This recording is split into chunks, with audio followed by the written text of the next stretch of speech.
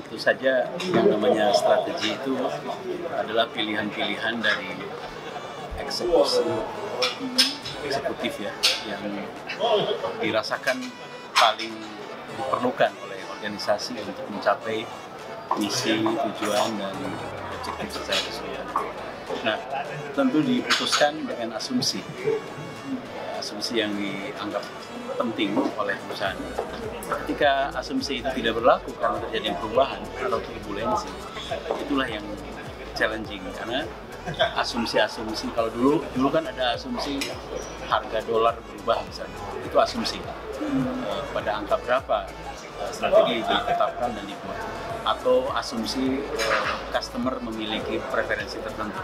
Tapi ternyata itu berubah dalam 10 tahun terakhir ketika disrupsi ini membuat teknologi yang menjadi penyebab menjadi sesuatu yang mengubah perilaku manusia, mengubah perilaku pelanggan, mengubah perilaku lingkungan, termasuk mengubah perilaku dan langkah-langkah yang dilakukan oleh pemain yang lain. Jadi selain perubahan yang terjadi pada pelanggan, yang terjadinya perubahan lingkungan strategis, juga perubahan yang dilakukan oleh pemain yang lain.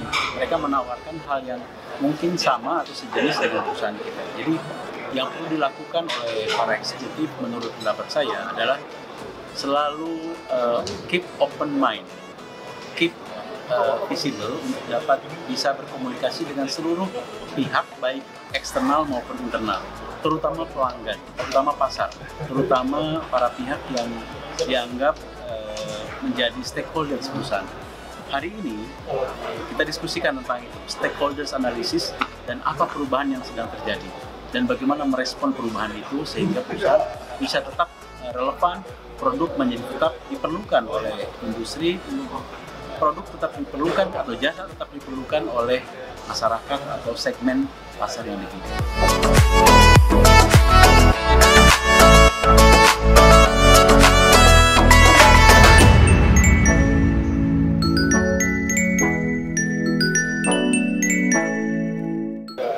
Strategic management itu kan terdiri dari setidaknya dua. Yang pertama saat corporate strategi atau rumusan strategi, dan kemudian eksekusinya. Nah, dua-duanya penting. Dalam sesi hari ini kita diskusi dengan para peserta, dua-duanya challenging, dua-duanya menjadi tidak akan efektif kalau kita tidak agile, kalau kita tidak open mind, open heart, open will. Jadi tetap penting. Baik dalam perumusan strategi, kita harus engage, kita harus listen, kita harus awas terhadap situasi yang sedang terjadi perubahan, dan juga saat eksekusi. Jadi dua-duanya penting saat penyusunan strategi dan eksekusi strategi.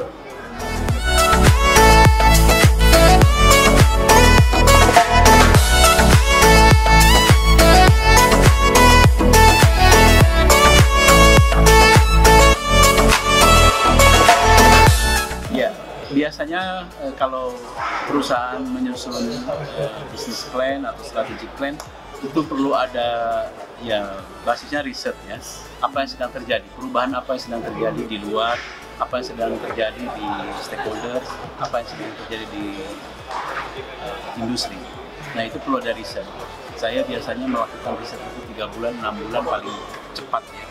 Tapi kalau ini bisa sifatnya dinamis, itu dibawa ke dalam workshop, di dalam perumusan strategi, melibatkan para stakeholders di dalam, dari hasil informasi dari berbagai analisis lingkungan strategis tadi dibawa ke dalam workshop untuk menyusun strategi. Nah, itu melibatkan manajemen, melibatkan anggota tim, dan melibatkan para pihak yang kita anggap penting.